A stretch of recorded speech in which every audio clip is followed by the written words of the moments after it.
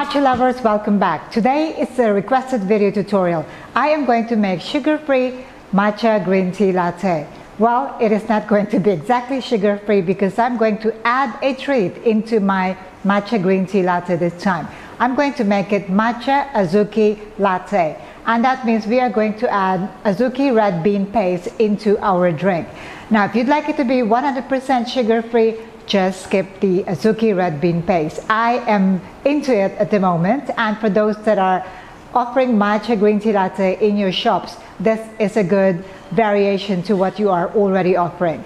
I am going to use Azuki red bean paste. Now, this is a homemade Azuki red bean paste. Azuki is similar to red bean or mango in the Philippines.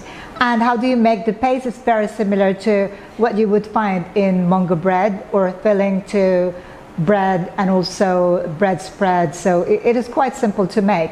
But in most countries, especially here in Thailand, and I'm assuming in other parts of the world where they sell supplies for bubble tea, you would get red bean paste. If you don't have red bean paste available in your market, you can also buy red bean, sweetened red beans, and you can put this in a blender, add a little bit of syrup so that it is not too thick.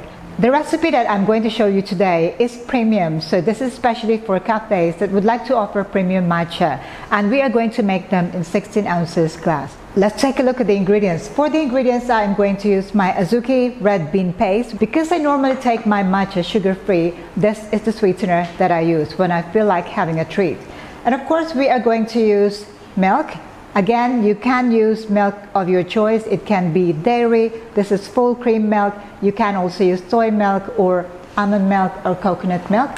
And the star of the show is matcha. So matcha, here we are using pure organic matcha, and it's going to be just a little bit of this matcha powder to make this delicious drink.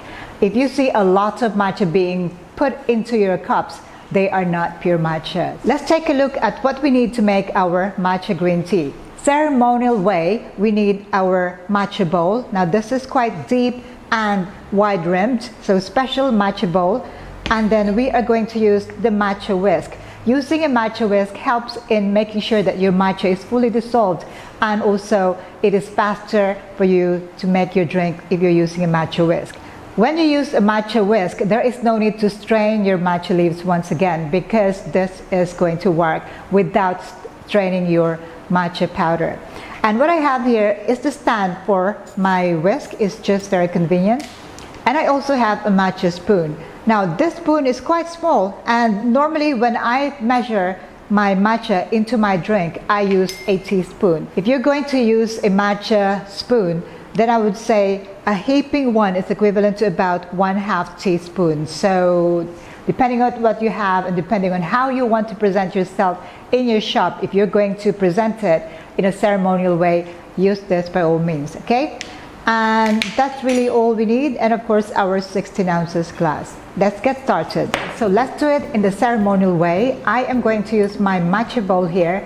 We need water because I am going to use cold brew for this process. The pure matcha will have this vibrant green color, so make sure you get this and not those olive green color.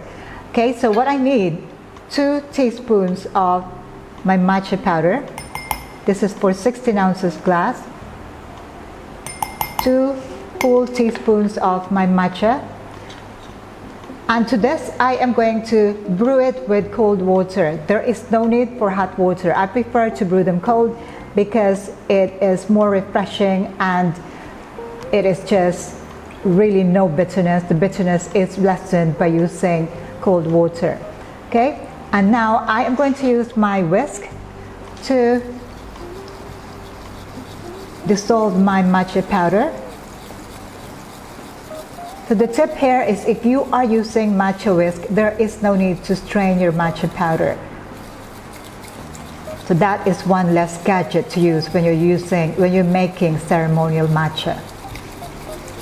Okay, so whisk until you feel that all the powder have been incorporated in the water, and also you see that very beautiful tiny bubbles on top. Okay, I'll just give it a bit more. Okay, there you go. and I am happy with that. It is smelling very, very leafy, vegetal, and the color is beautiful. Okay, now I'm going to put this aside and we're going to assemble our drink. So here's my 16-ounce glass. I'm going to use my measuring cup here. This is 1/4 cup, or about 60 milliliters. Now I'm using this because my paste is a bit thick. I'm going to use this to pour into my glass without the paste touching the sides of my glass. I'd like it to look good for presentation purposes. Okay, so that is 1/4 cup, or 60 milliliters, 2 ounces of my Azuki red bean paste. So there is no need to put a lot of ice. Let's just start with this ice, and then let's pour our milk into the glass. And we are going to finish it off with our matcha. Now, if you're not sure that you are going to get the 2-layer, you can also transfer your matcha into this cup, because this has a spout. It'll be easier for me to pour. I'm just going to transfer it here.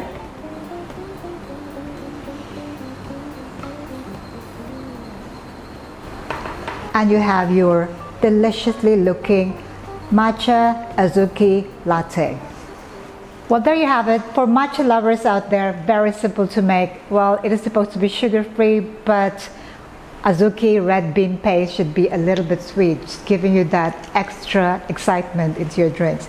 It is looking absolutely gorgeous. Now let's give it a try. Now, because this is a bean paste, you do not need to use like a boba straw. You can use a simple straw. I love to just mix this with my drink, and then as you take your drink, you get that taste of the Azuki red bean paste. Delicious. So look at this beautiful, vibrant matcha green color.